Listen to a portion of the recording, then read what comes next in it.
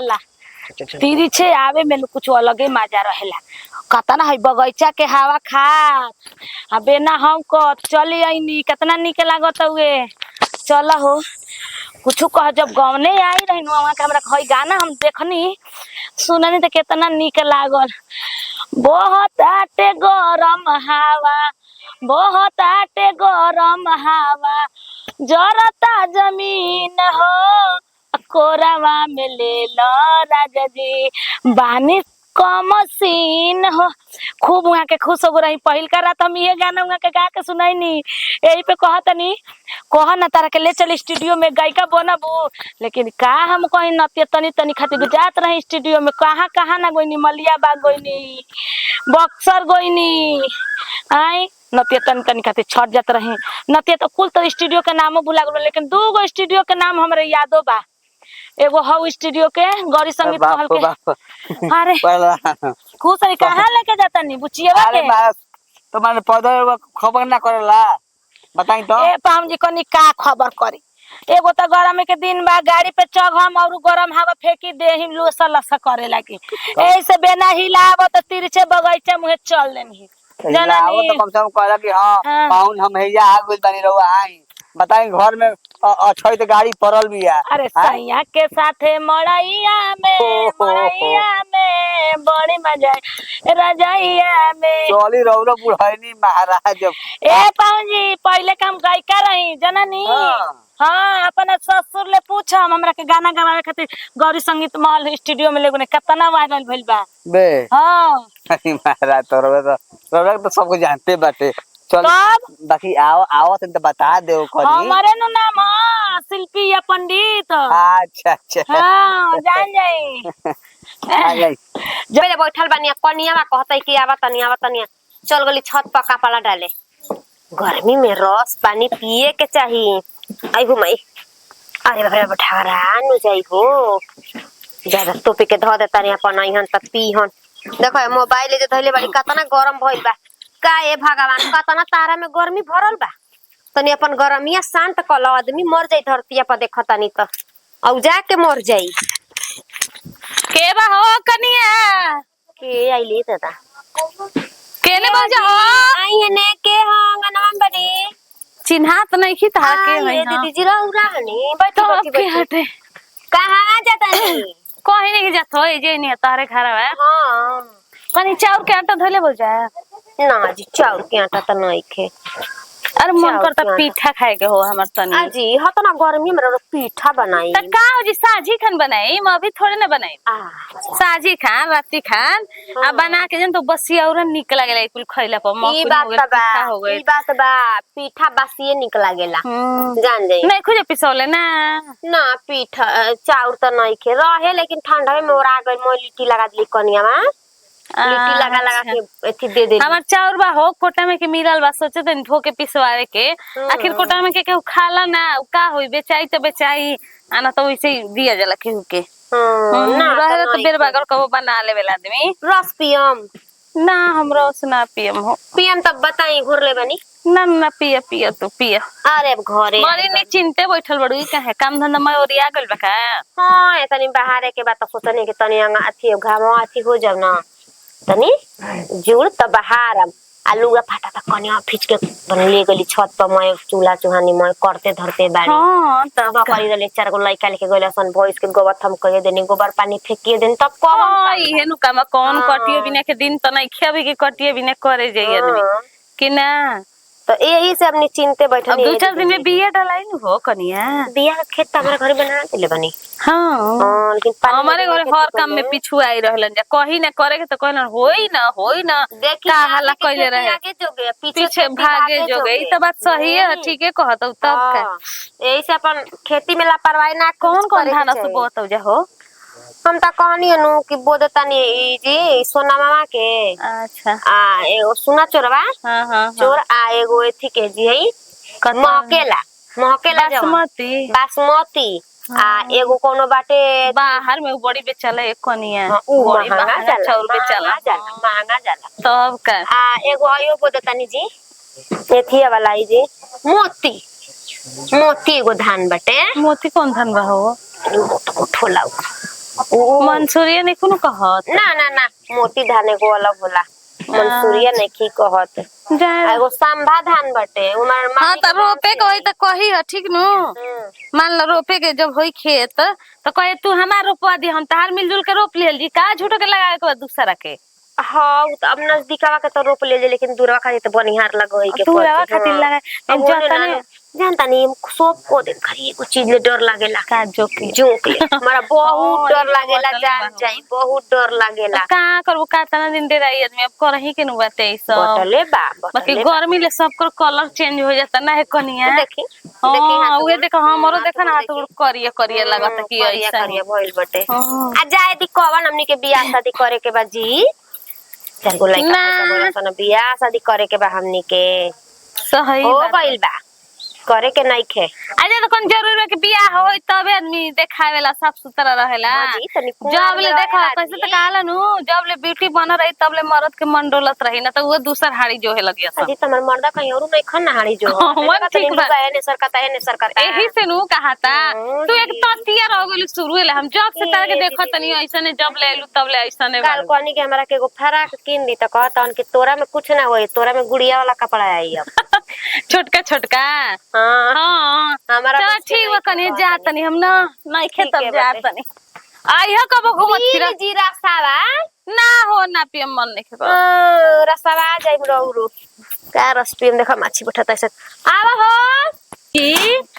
हमरा त बुझाते नहीं कबे कहनी कि आई खाना में खा आई हो दादा एकदम। अरे हमर बच्ची त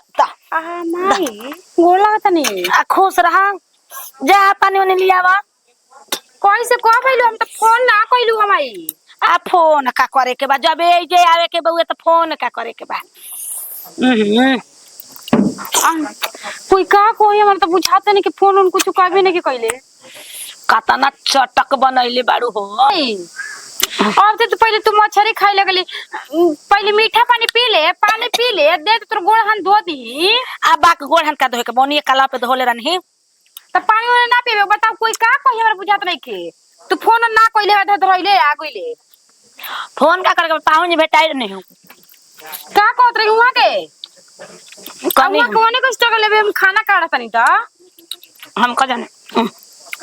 लेकिन कुछ का तोरा हाथ में तो स्वाद बोलही बा। हीरा माँ बताओ माई तू आ गइली छी का दे दे बुचेला सतन देता कोई हमरा के का कही तू झूठे त काहे ले ताड़े रे आ दे कोई देखि त का कही ई जाइल बड़े हमर इज्जत लेबे बोलला मैंने इज्जत लेता नहीं रे खाही खातिर बनल बा खाई खातिर बनल का कर तोरा ओ काहे के देले हम अपने से काढ़ लेम दे। हां हीरा मामा अरे अरे अरे अरे आहा गजब करतड़े माई तू दे तो पहले थे चलते पानी पी दे अरे वो झोल दम कहत ना खाइल बेरा पीपत के बा तोर माथा तो एकदम से सना गइल बा माई तू का करतड़े खाता नहीं खाए वाला चीज ना। हां का करता कइल बड़े बताओ वह नथिया मंटी का पहन के मैं अपन झोल झार लेके जे गिर के टूट पड़ल बड़े कोई देखी त का कोई गामा टोला हम ओसे का कही त कहे द कह दा गांठ तोरा मतलब नहीं कि खाली बेटी से मतलब बा, बेटियों से नहीं के मतलब खाली जब बेटी के ससुराल से मतलब बा बोल ना खाली तोरा मुर्गा मछली खाने से मतलब बा कोई से हमरा मतलब नहीं हमरा पेट ले मतलब बा पेट ले मतलब बा। हाय खा के चुपचाप कोई देखत नहीं के जौड़ी बोड़िया बिस्तर चल जो दर दर तू ही अभी ना जाए अबे टोला में कहू ससुर लागेलन का लागेलन बड़का बड़का बड़ा वाला दढ़िया उलू। हां ससुर लागेला का कलन तो हमरा मड़ई में झुलुआ झूले झुलुआ लगेले तो झुलुआ झुकत बाड़ी बोल ना झुलुआ झूले झुकत बाड़ी के पकाया खेला झुकत बाड़ी हमरा बुझात नहीं के हां खेले के लूर चाहे बुढ़ारी हो कहे जवानी जा खेला तेरा खेला देता निमन से जा उनको जवानी उफाने मरले बे जा तू आज जन तू त तराइल बड़ू न जाता न महतारी हो के तरह बुझात नहीं के देख उल्टा मत बोल। अरे बेटी का ससुराल में तनी की इज्जत वाला ढाप रे ढाप तनी का ढापे काहे इज्जत वाले ताड़े ज्यादा तले ताड़े ना तो देख तनी कि तू का कर तड़े वो कहां में से तोर गोती नहीं है। अरे तेरा माई देख रे भाई मुंह में से तन के समार के बोल ठीक बा बड़ा गोतनी वाला भइल बाड़ू ना कहां में तोहरे के लेके चाटी जीवन भर तोहरे के लेके चाटी हमारा के का चटबू ओ सब घर में बियाह कर दिल बने से खुश हो बाड़ू ना तो क देती भिख मांगन के तो बुझा दे खूब बिया कई बार के के जे दौड़त रहे ना चल जो आज से आ हो तारा के कबे ले रस पिए की बोला दे पहले माई के खियावा तारू आ कभी हां के नहीं हां दीदी जी खुद हम नहीं की जानत माई ए बच्चे कबे ने कौन लागत नहीं खुश रह कबे ने भूख लग रहा है ऐसे खाए लगन है आ हो तू जाना तारू के तार भैया की मुड़वे खा ला तू मुड़ा दे देलू दीदी हम ना देनी हो अरे बुचिए कलैया तो माई खा ले मुड़ा बा बुचिए कलैया ओ दादा कल थी हम अच्छा ये बताई तो कुला तो ठीक बा माता जी का हां बेटी घरे आके पानी कानो मत पिए साफा लग नहीं कराइए तसली ने तो कोनी बुचिए करत रहे तो कोनी का भूख लागल तो काय गो जुटो के पानी पिए जाई मीठा जियान करम एके बे खाइए ल ठीक कर तरू ना हम त ना बोलम मैंने तारा बाउर लग जाई हम कहत हूं त ठीक है करत हूं कबे ले बोलावा तनी के कनी और त काहे ना कहलू के हमर माई आई हन काहे ना बस बतलू हो हम बेसी वाला तोरा बता ना देबे के चाहिए तोरा बताए के चाहिए कि ना चाहिए फोन कइले नहीं हो बचिया ना बतैले होई बड़ी टेढ़ी हमर बेटी है त का टेढ़ी है कैसे तो कहालन बचिया गोतनी निमन कतनो निमन रहते एक हंसुआ टेढ़े रही उहे हाल बा हमर लड़की है त कहा सच बोलत रे तू कतना निमन बा फ्रेश बतिया बता हाँ जी। एगो ई का जने कैसन लुबुर झुबुर बिया रउआ महाराज रउआ तो साफा बिस्तर में हनी वो तुम्हारी इज्जत ले ले नु हां काई जतिया ले ले महतारी हवे रे एकदम से जैसन करनी वैसन भरन मर जास ऐसा महतारी तू कसाई से कसाई बाड़े समझ गेले जकरा के ससुराल में घर उजारत हनी असन बेटियो मर जा न मतारी आई बे त कुल बेटी धाधाली सन सोचली सन अपने माई बाप भाई के का पियाई का पियाई एगो तू के मोटा जा तू आज अरे बाप हो बाप अब तो खैनी खा ना मिली नु गला लगे साला कुछ भुलाइल बा एगो सुबह हमारा धरा गइल बा कि बिना खैनी के मोरे मैदान के उतर का करब खैनी ऐसा चीजें है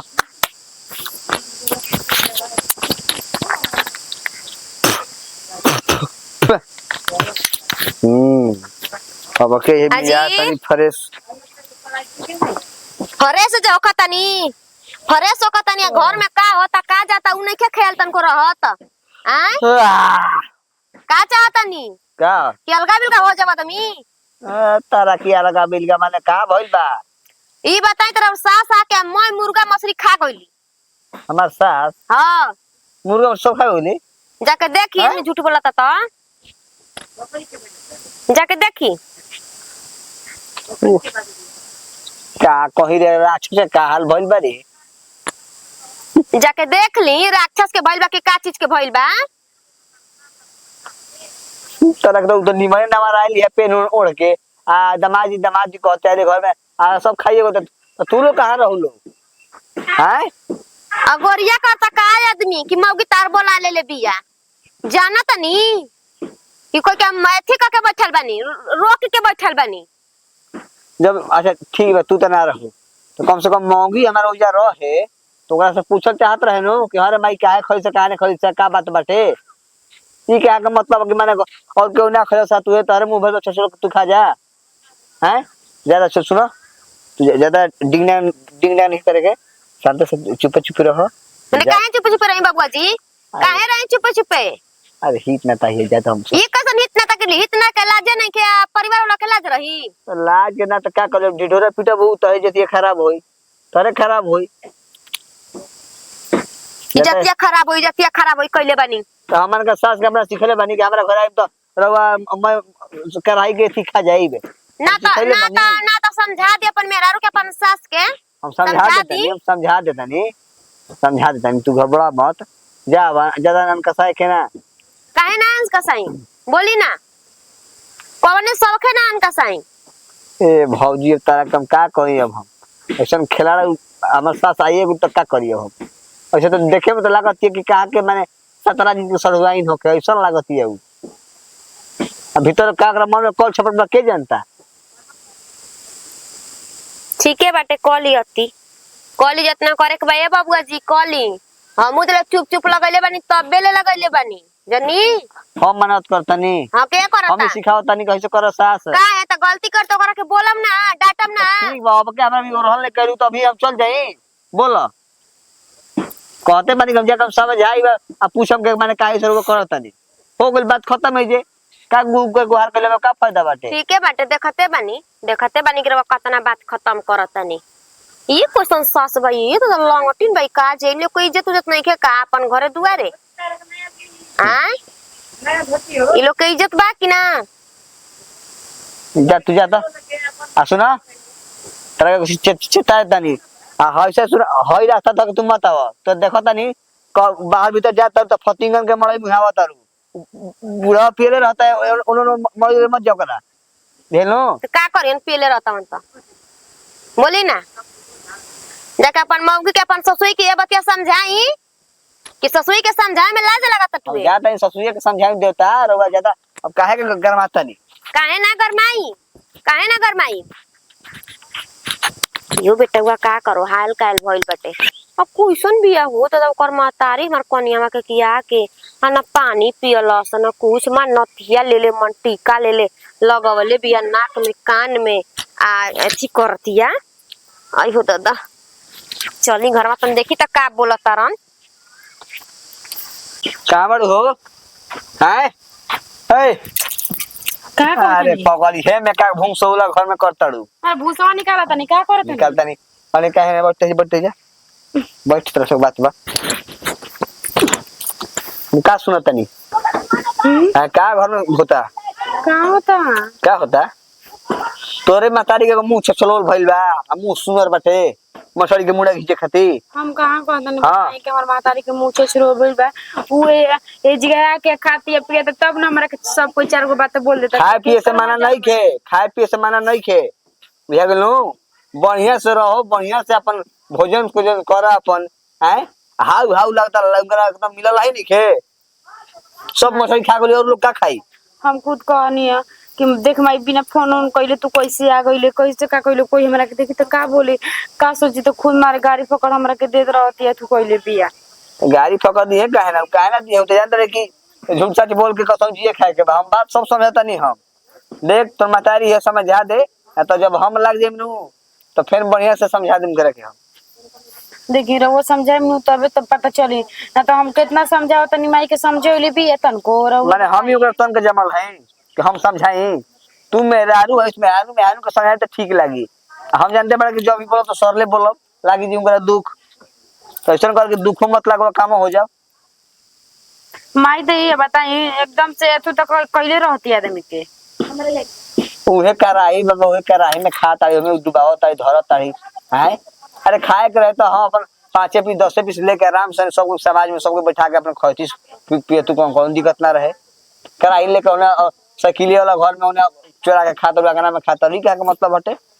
हैं बच्चियों देख लो एली का महाराज ए महाराज का ना मैं बतियाइले बनी खसिया वाला चिकवा से कला से 1 किलोमीटर दे दे के हां जाई ले आई कहां से कला से तेरे बोका एगो मारा उ ई है मीठा है बोका हां चितकाबर करिया के उजर के बहुए बहुत सुंदर ओकर मांस ठीक है रही वो ठीक है रही बोकावा के लोटो बड़ा बढ़िया लागी कुकर में 2 सीटी मार देला हां जो लटकर लोटावा पकोड़ के माई इतना का है ताव में बतियावती है अब नु पता चलल ह हां का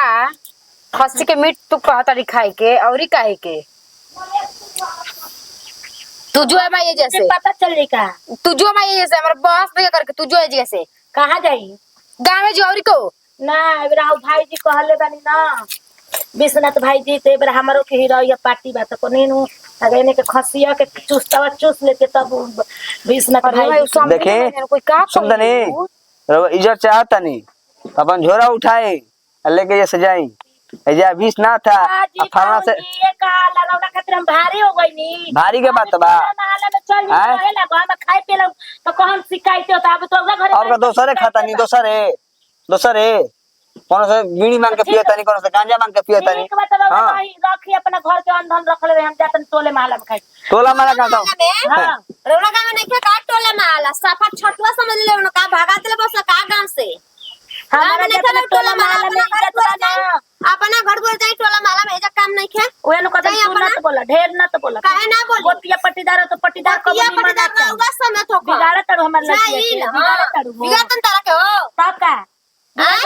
ना दीदी जी। ना तेकर मातारी एकर तो मातारी होइए नहीं खेत सुन जानी लइके का के बतिया तू चुपचाप रह बिगना रह बोल ना का सुन तरीका हम दीदी संग बात जाई हां बाजू का मिलावा वो गोतिनी एक दिन ठिठिराई अभी मोचोट के धरत ये भगाई बुक ना हो। चलते एक चलते चल रे हां उठ जल्दी पूरी हो अरे हो कनिए तो हम आई बनी उठी उठी उठी उठी उठ वाह ई काहे हो ऐसे काहे करते हो उठाओ उठाओ तोर मतलब ये तू अपन भात सहबे कि हम सहब भात उठाओ ए उठी ना तो से कलत के उठी मिला दे दिए देखा तू खोदला काहे हो हमरा के उठा ले खइले बैसता काहे ना उठा ले आय उठे उठा के बात नहीं खेल हो जाएंगे हमें सोने के पहले बनी मुखिया जी गिफ्ट कर मैं गिरती हो तो तो मुखिया जी गिफ्ट कर मुखिया जी गिफ्ट कर तो जानता रू जा कुछ लागेलन का रे मुखिया जी हां का मजाकुआ मजाकुआ बन के रखना रखले बनी तो उहे ना मजाकुआ मतलब भइल आई हो रे चल आदिस ना के घरे जाए के बाद जा जा जा ये सही मत करो ए चल निकल निकल निकल निकल निकल कैसे कैसे ढकेला तारा ओए यो दादा आओ आओ लहनिया और सब सास रहो क्या फरफरो रे हैं देख लिए ड्यूटी देख ली खिलवाड़ी जाके दरवाजा ओपन का काम की ना रुको आई कैसे पढ़ता ते बुझाते किनकर माई है वो खिलवाड़ी है ना छिटवा लइकन के पटा पटा के खा ले पिए ले वो जानवा जोरवा देखावा ऐसे बोले ना अब ना और मैं इज्जत लेके मेरी इज्जत वाले लगता कि